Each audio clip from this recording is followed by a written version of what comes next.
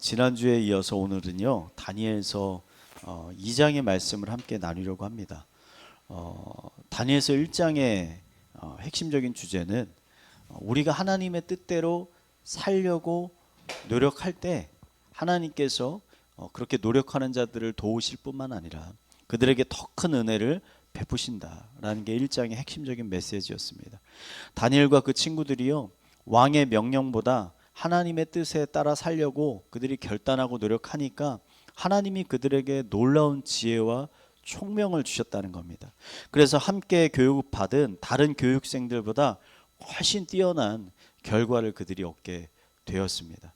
저는 하나님께서 이 사건을 성경에 기록해서 지금과 같이 우리에게 전해주시는 이유가 한 가지 있다고 생각합니다. 그것은 이 말씀에 있는 이 진리를 보고 믿고 그대로 행하라는 것입니다. 여러분 아멘이십니까? 세상 사람들이 살아가는 방식대로 더 이상 살지 말고 뜻을 정하여 하나님이 기뻐하시는 방식대로 너희가 한번 살아보라는 것입니다. 그리하여 하나님이 주시는 놀라운 은혜와 복, 역사를 한번 너희가 경험해 보라 라는 메시지가 담겨 있는 거죠. 여러분 성경 속에만 이런 놀라운 일이 일어나는 것이 아니라 우리들의 삶에서도 다니엘이 경험한 이 놀라운 일들이 얼마든지 일어날 수 있다는 것이죠. 제가 얼마 전에 우연히 유튜브에서요 하형록 회장님의 그 간증을 듣게 됐습니다. 이 하 회장은요 미국 동부에서 가장 영향력 있는 건축 설계 회사인 팀하스의 설립자이자 CEO였습니다. 이 하 회장님의 아버지가 목사님이셨어요. 근데 한센병 환자들을 대상으로 전도 활동을 하셨거든요.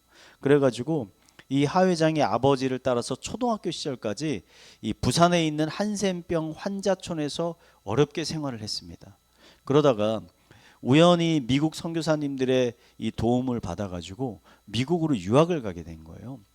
그래서 미국에서 펜실베니아 대학을 졸업한 후에 유명한 설계 회사를 들어가서 일을 하는데 이분이 참 총기가 있었던 것 같아요.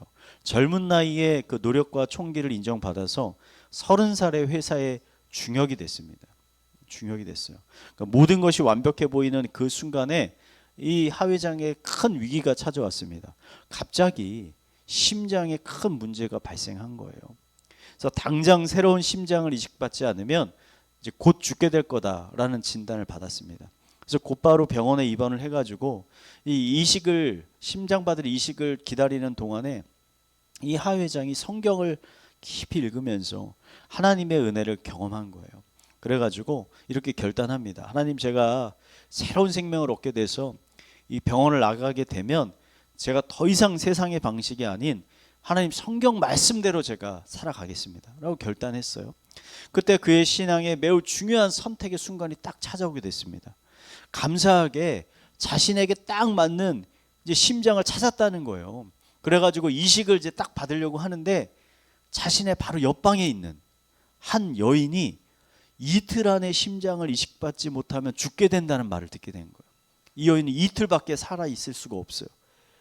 당시 의사는 하 회장에게 당신은 한 3주 정도 버틸 수 있습니다. 심장이. 이렇게 이야기했다는 거예요. 그래서 그때 하 회장이 갑자기 이 성경을 읽었던 내 이웃을 내 몸과 같이 사랑하라 라는 말씀이 떠올랐다는 거예요. 그래서 자신이 이식받을 그 심장을 그 여인에게 양보했습니다. 자신은 언제 받을 수 있는지 알 수가 없죠. 다니엘과 같이 뜻을 정하여 하나님의 말씀에 순종한 거예요. 그래서 여인의 심장 그 이식 수술이 끝난 후 너무나 감사하게도 얼마 지나지 않아서 또 다른 기증자가 나타났습니다. 그래서 이 하 회장이 새로운 심장을 이식받게 된 거예요. 그래서 병원에서 태어난 이 하 회장이 그 병원에서 경험했던 자신의 그 놀라운 은혜들을 그가 붙잡으면서 특히 잠언 31장 20절 말씀을 모토로 뭐라고 말합니까? 그는 곤고한 자에게 손을 펴며 궁핍한 자를 위해 손을 내밀며, 이 말씀을 붙들고 이 회사는 그냥 나 혼자 잘 먹기 잘 살기 위해서 세우는 회사가 아니라 더 많은 사람들을 돕기 위해서 내가 세우는 거다라는 결단하고 창업을 한 거예요. 그래서 그때부터 최대한 성경의 말씀에 순종해서 회사를 운영했습니다. 그래서 많은 이윤을 남기기 위해서 일하지 않고 더 많은 이웃들을 섬기기 위해서 일했어요. 금융위기 같은 위기가 찾아왔을 때 사원들을 해고하지 않았습니다. 오히려 그들을 더 고용하고 더 많은 사람들을 도와주려고 했어요. 그래서 철저히 세상과는 정반대의 방식으로 그가 회사를 운영했는데 그 결과 이 타마스라는 회사가 20년 만에 미국 동부의 최고의 건축 설계 회사가 되었다는 거예요. 그래서 이분이 자신의 간증을 담은 책도 썼습니다. 여러분 P310인가요? 그 책이 있어요. 서점에 자신의 간증을 담은. 여러분 우리들의 삶에요 하나님의 놀라운 역사가 일어나지 않는 이유는 한 가지입니다. 다니엘과 같이 우리가 뜻을 정하여 하나님의 뜻대로 살기로 결단하지 않기 때문이에요. 우리가 결단하지 않아요. 아무런 희생과 손해를 보려 하지 않습니다. 하나님의 나라를 위해서. 하나님의 여러분 뜻대로 살기를 한번 결단해 보시기 바랍니다. 그때부터 하나님께서 여러분의 삶에 놀라운 은혜들을 부어 주실 것입니다. 우리 옆에 분들에게 이렇게 권면합시다. 하나님의 뜻대로 살아갑시다. 네. 오늘 2장을 볼 텐데, 2장을 볼 텐데 우리 1절을 한번 읽어보겠습니다. 1절 한번 읽겠습니다. 네, 2장 1절. 네, 한번 읽겠습니다. 시작. 다음이요. PPT. 느부갓네살이 다스린 지 2년이 되는 해에 느부갓네살이 꿈을 꾸고 그로 말미암아 마음이 번민하여 잠을 이루지 못한지라. 자, 이 느부갓네살 왕이 나라를 다스린 지 2년 되는 해에 이 왕이 심상치 않은 꿈을 꾸게 된 겁니다. 꿈을 꾸었는데 한 번만 꾼 게 아니라 똑같은 꿈을 여러 번 꾸게 됐어요. 이 꿈으로 인해서 느부갓네살 왕의 마음이 크게 번민하게 됐습니다. 왜냐하면 여러분 동양이나 서양이나 예로부터 꿈은 신의 계시가 전달되는 중요한 통로로 여겨졌기 때문입니다. 당시 바벨론 제국은 어떤 상황이냐? 여러 번의 전쟁으로 인해서 나라 안과 밖이 많은 혼란이 있었어요. 여러 가지 정변이 일어날 수 있는 상황이었습니다. 왕은 혹시 이 꿈이 안 좋은 메시지를 담고 있는 게 아닌가라고 의심을 하게 된 거죠. 하루하루 이런 의심이 심해지니까 나중에는 이 번민이 너무 심해져서 잠을 이룰 수 없는 지경에까지 이른 겁니다.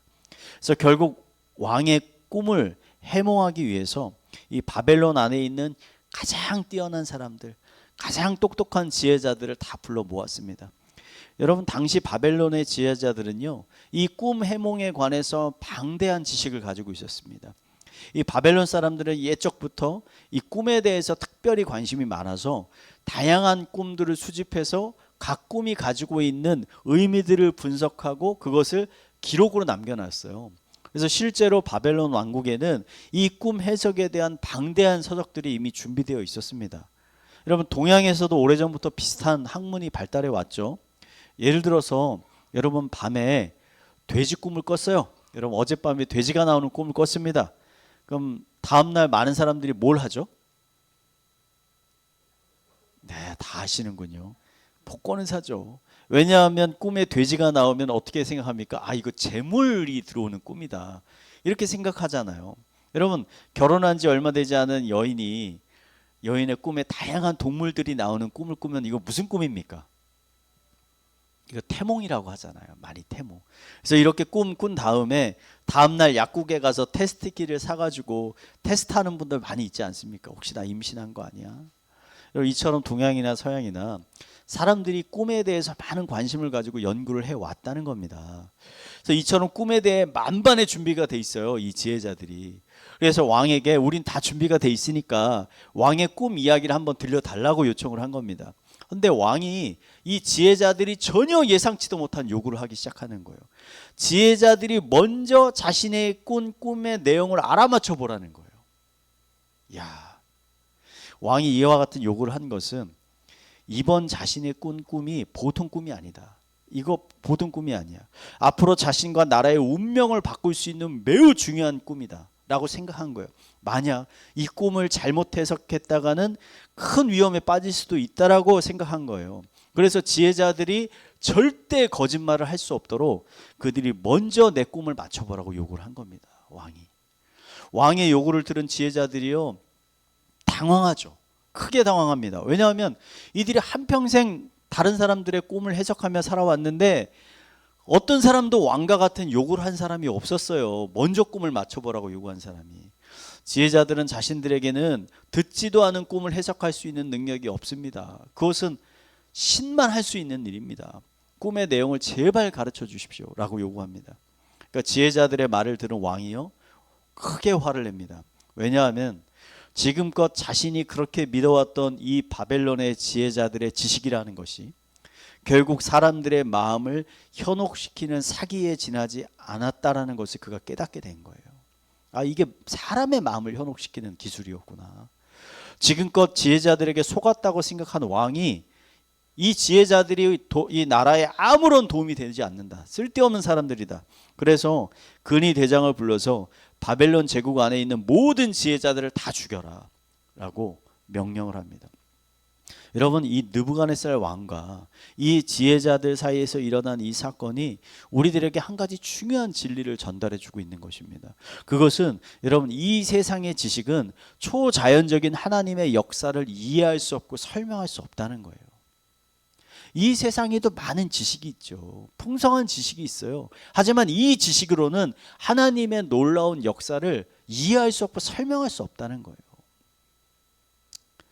모니카 오릴리라는 미국 여성이요, 이스피드라는 회사에서 오랜 기간 동안 사무직원으로 일하고 있었습니다. 그러던 어느 날 이 회사에 구조조정이 일어났어요. 그래서 모니카가 이 구조조정의 대상이 돼서 하루아침에 이 회사에서 잘리게 됐습니다.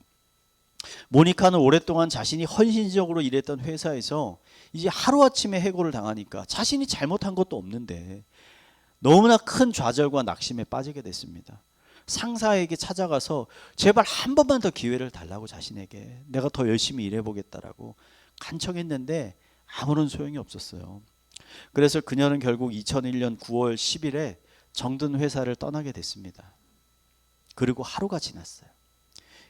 2001년 9월 11일 미국 역사에 잊혀지지 않을 끔찍한 테러가 발생했습니다. 테러리스트들이 비행기를 납치해서 월드 트레이드 센터에 그대로 충돌시켜 버린 거예요. 건물과 충돌한 비행기가, 제가 새벽에 그것도 저도 봤거든요, 텔레비에서. 곧바로 폭발을 일으키면서 그 거대한 트레이드 센터가 그냥 무너지고 말았습니다. 월드 트레이드 센터가 무너지는 걸 보면서 정말 많은 사람들이 큰 충격을 받았는데요. 그 중에 이 모니카도 있었어요. 왜냐하면 그녀가 근무했던 회사가 이 월드 트레이드 센터에 있었기 때문입니다. 만약 모니카가 정리해고되지 않았다면 아마 그녀도 분명 이 테러의 희생자 중에 하나가 되어 있었을 것이었습니다. 모니카는 후에 인터뷰를 통해서 자신이 정리해고 당할 때 왜 자신의 삶에 이런 부당하고 고통스러운 일이 일어나야 되는지를 그녀는 이해할 수 없었다라고 말했어요. 근데 이후에 9.11 테러를 경험하면서, 아, 사람의 인생에는 내가 이해할 수 없는 하나님의 놀라운 섭리가 있는 것이구나 라는 것을 그녀가 깨닫게 됐다라고 고백을 했습니다. 여러분, 모니카가 경험했던 것 같이 인생을 살다 보면은요, 우리의 상식으로는 이해할 수 없는 일들, 설명할 수 없는 일들이 종종 일어나게 됩니다. 왜 이런 일이 나한테 일어난 거지? 난 열심히 살았는데, 최선을 다했는데 어떻게 이런 일을 내가 당할 수밖에 없는 거지? 여러분, 그럴 때 어떻게 해야 될까요? 우리가 더 많은 지식을 가진 더 똑똑한 사람을 찾아가서 설명해 달라 그러면 그게 해결이 될까요? 여러분, 아니라는 것입니다. 그럴 때 우리가 찾아야 할 분이 바로 하나님이라는 것입니다. 성경은 우리에게 이렇게 권면합니다. 야고보서 1장 5절 한번 읽어볼까요? 한번 읽겠습니다. 시작. 너희 중에 누구든지 지혜가 부족하거든 모든 사람에게 후히 주시고 꾸짖지 아니하시는 하나님께 구하라. 그리하면 주시리라. 아멘. 여러분, 하나님은요, 지혜의 원천이 되십니다. 우리가 길을 잃고 방황할 때 우리에게 생명의 길을 보여주시는 분이 바로 하나님이십니다. 다니엘은 위기의 순간에 지금 자신이 가진 지식과 경험을 의지하지 않고 이번에도 내가 하나님을 의지해야 되겠다라고 다니엘이 결단하게 됩니다. 왕의 명령을 받은 근위 대장이 병사들을 데리고서 바벨론 성 안에 있는 지혜자들을 잡아서 죽이기 위해서 찾아다니기 시작합니다. 수많은 지혜자들이 그 소식을 듣고 병사들을 피해서 이 도성을 빠져나가기 시작했어요. 살아야 되잖아요. 도망가기 시작했는데, 근데 이때 다니엘이요, 도망치는 대신 근위대장을 찾아가서 지혜로운 말로 그를 설득합니다. 이렇게 왕궁에 있는 모든 지혜자들을 죽이는 것은 너무나 끔찍한 일일 뿐만 아니라 나라에 큰 손해가 되는 일입니다. 잠시 지혜자들을 사륙하는 것을 멈추고 자신에게 시간을 주면 제가 반드시 왕의 꿈을 해석해 보이겠습니다. 잠시만 제게 시간을 주십시오. 다니엘의 말을 좋게 여긴 근위대장이 다니엘에게 약간의 시간을 줬어요. 저는 이 장면을 보면서 이런 생각을 한번 했습니다. 지금 다른 지혜자들은 모두 살기 위해서 도망을 치고 있는데 다니엘은 왜 굳이 근위대장을 찾아가 가지고 자신이 그 문제를 해결할 수 있다라고 이야기하는 걸까? 다니엘이 다른 사람들에게 없는 놀라운 지혜와 지식이 있었기 때문일까? 아닙니다. 다니엘도 다른 사람들과 똑같은 그냥 평범한 사람이었어요. 하지만 다니엘에게는 세상 지혜자들이 없는 지혜의 원천이신 하나님이 계셨어요. 하나님이.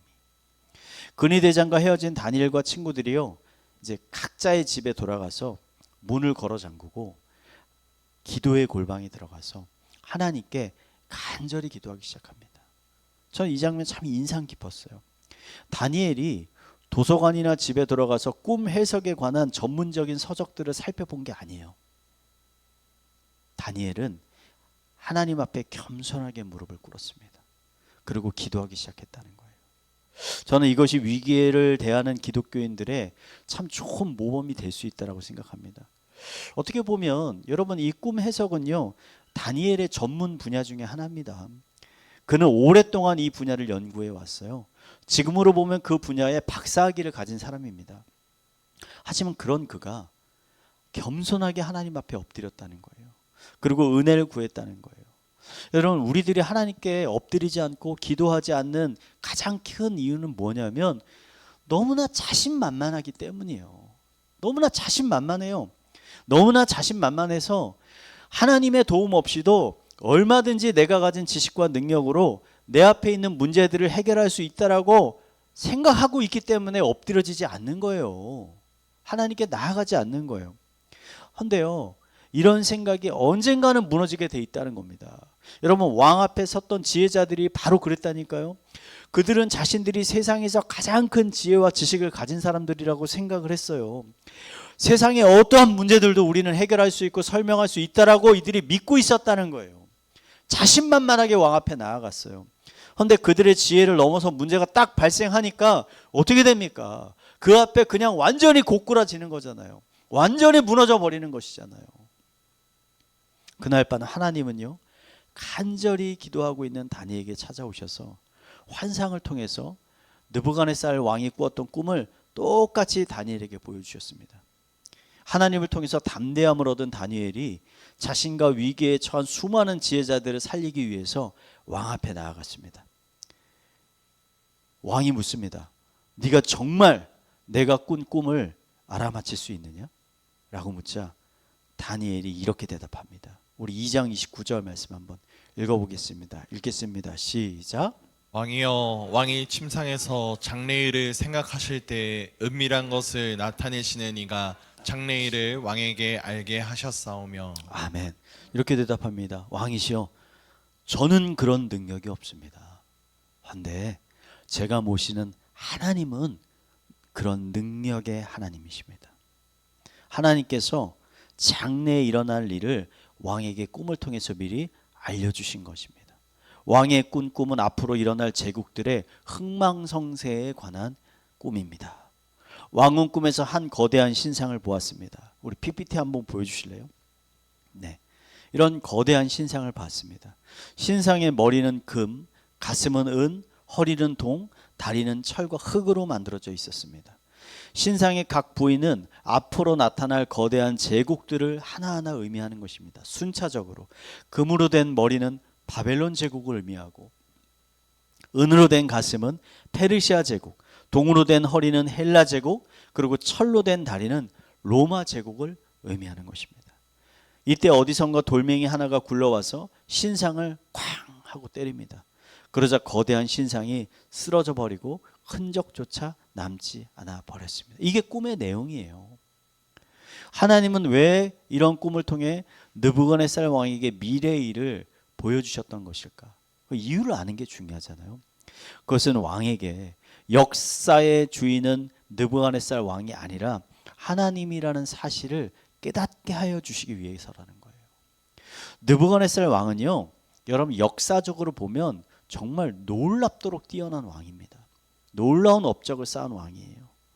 그는 아수르 제국을 멸망시키고 그 당시 최대 강국이었던 애굽까지도 제압해서 당시 세계에서 가장 강력한 제국을 그가 세웠어요. 그 젊은 나이에.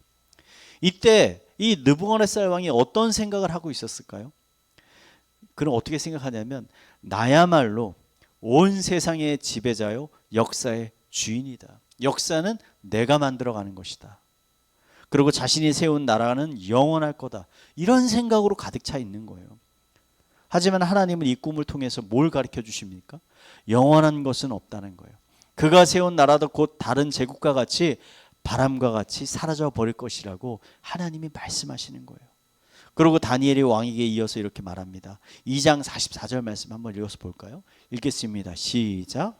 이 여러 왕들의 시대에 하나님이 한 나라를 세우시리니 이것은 영원히 망하지도 아니할 것이요 그 국권이 다른 백성에게로 돌아가지도 아니할 것이요 도리어 이 모든 나라를 쳐서 멸망시키고 영원히 설 것이라. 아멘.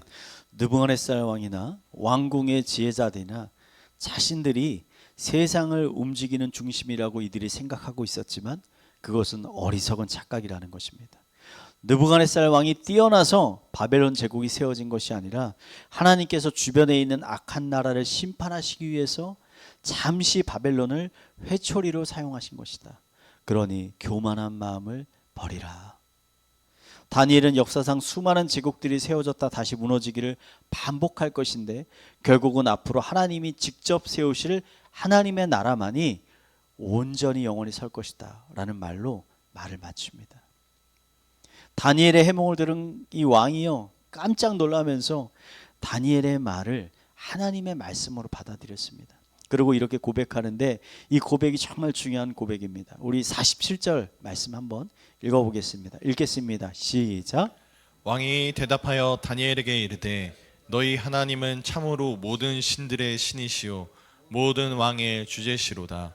내가 능히 이 은밀한 것을 나타내었으니 내 하나님은 또 은밀한 것을 나타내시는 이시로다. 아멘. 저는 지금 이 왕의 고백이 오늘 2장 말씀에서 가장 중요한 부분이라고 생각을 합니다. 왜냐하면 지금 이 고백을 하는 사람이 이스라엘의 왕이 아니라 하나님을 알지 못하고 섬기지 않는 이방 왕국의 왕의 입에서 이런 말이 나온 거예요. 뭐라고 말합니까? 너희 하나님은 참으로 모든 신들의 신이다 라고 고백해요. 여러분, 하나님은 왜 느부갓네살 왕에게 신비로운 꿈을 꾸게 하시고 다니엘을 통해서 그 꿈을 해석하게 하셨는가? 이게 그 당시 이스라엘 백성들의 상황과 매우 밀접한 관계가 있다는 거예요. 지난주에 말씀드렸듯이 이 다니엘서를 읽고 있는 많은 사람들은 어떤 상황 가운데 처해 있느냐? 지금 나라를 잃고 바벨론의 포로로 끌려와 있는 사람들입니다. 이들에는 지금 선택의 기로에 서 있어요. 이전에 자신들이 섬기던 하나님을 끝까지 믿고 의지해야 될지 아니면 바벨론 사람들이 섬기는 새로운 신들을 우리도 이제 섬겨야 되지 않는가? 라는 선택의 기로에 이들이 서 있었다는 거예요. 이러한 상황 가운데 지금 바벨론 제국을 다스리는 왕의 입에서 무슨 말이 나옵니까? 이스라엘 백성들 너희들이 섬기는 하나님이야말로 모든 신들의 최고로 위대한 신이다. 진짜 왕 중에 킹 오브 킹이다 라고 지금 황제가 이렇게 이야기를 하는 거예요. 여러분, 이 이야기를 들은 이스라엘 백성들의 마음이 어떻겠습니까? 아마 절망과 낙심 가운데 있던 많은 백성들이 다시 새로운 힘을 얻어서 그래 내가 하나님 끝까지 따라가야 되겠다, 끝까지 붙들어야 되겠다 라는 마음이 들지 않았겠습니까? 여러분, 하나님께서 오늘 이 왕에게 이런 꿈을 꾸게 하신 것은 자신의 능력을 자랑하고 싶어서가 아니에요. 하나님께서 바벨론의 포로로 붙잡혀 와 있는 이 불쌍한 이스라엘 백성들을 위로하시고 그들에게 새로운 희망과 소망을 주기 위해서였다는 거예요. 이것이 바로 오늘의 중요한 메시지입니다. 여러분, 우리가 살고 있는 세상은 정말 거친 광야와도 같은 곳 아닙니까? 이런 세상을 살다 보면 정말 우리가 예상하지 않았던 수많은 문제들이 우리를 찾아오고 있는 것 사실이지 않습니까? 이런 어려움을 겪다 보면 우리들의 마음속에 이런 마음이 자연스럽게 들죠. 아니, 내가 아무리 머리를 쓰고 아무리 노력해봐도 이 상황을 결코 빠져나갈 수 없을 것 같은데, 이 문제가 해결되지 않을 것 같은데, 정말 하나님께서 나를 이런 상황 가운데서 구원해 주실 수 있을까? 구출해 주실 수 있을까? 해결해 주실 수 있을까? 라는 의문이 생기잖아요. 불신이 생기잖아요. 이런 혼란과 두려움 가운데 있는 우리들을 향해서 오늘 말씀이요, 뭐라고 이야기하는 거냐면 그렇다는 거예요. 하나님은 하실 수 있다라고 지금 말하는 거예요. 하나님은 세상에서 가장 큰 권력을 가진 권력자의 위협 가운데서도요, 지금 다니엘과 친구들을 구원해 주셨습니다. 하나님은 세상에서 가장 큰 지혜와 지식을 가진 학자들도 풀 수 없는 어려운 문제의 해답을 다니엘에게 가르쳐 주셨습니다. 그리고 나라를 잃고 깊은 좌절과 낙심 가운데 빠져있는 백성들을 위로하여 주시고 그들에게 새로운 희망과 미래를 보여주셨습니다. 저는 오늘 설교를 준비하면서 CCC 대표셨던 고 김준건 목사님의 이 백문일답이라는 메시지가 떠올랐어요. 세상에 우리가 이해할 수 없고 해결할 수 없는 수많은 100가지 문제들이 있는데 이 모든 문제들을 해결할 수 있는 한 가지 해답이 있다는 거예요. 한 가지 해답. 그 해답이 바로 예수 그리스도라는 겁니다. 아멘이세요, 여러분? 아멘이세요? 그럼 제가 질문할 때마다 여러분 한번 예수 그리스도라고 한번 대답해 보시기 바랍니다. 여러분을 영원한 죽음에서 구원하신 분이 누구십니까? 여러분에게 진정한 기쁨과 행복을 주시는 분은 누구십니까? 여러분의 가정의 문제와 재정적인 문제를 해결해 주실 분은 누구십니까? 여러분의 진로와 인생의 길을 가르쳐 주시는 분은 누구십니까? 마지막으로 여러분의 마음과 목숨을 다해 사랑하고 섬겨야 하는 분이 누구십니까? 맞습니다. 여러분, 세상에 수많은 문제들이 있지만 그 해답들이 모두 예수 그리스도 안에 있다는 것입니다. 하나님은 답을 가지고 계시다는 것입니다. 이 진리를 믿으신다면요, 여러분 사실 우리의 인생은 굉장히 단순해져요. 100가지 질문에 100가지 답을 주는 사람들을 쫓아다닐 필요가 없어요. 왜냐? 하나님 한 분 안에 그 100가지 질문에 대한 해답이 있기 때문입니다. 다니엘과 같이 여러분의 문제를 가지고요, 여러분 기도의 골방에 들어가시기 바랍니다. 하나님께서 여러분을 그곳에서 만나 주실 것입니다. 다니엘에게 지혜를 주셨던, 다니엘에게 답을 주셨던 하나님께서 여러분에게도 답을 주실 것입니다. 여러분이 가야 할 길을 하나님께서 보여주실 것입니다. 하나님의 이런 놀라운 보호하심의 은혜가, 인도하심의 은혜가 이 시간 함께하고 계시는 모든 성도님들의 삶 가운데 충만하게 부어지게 되기를요, 이 시간 마지막으로 축원드리겠습니다.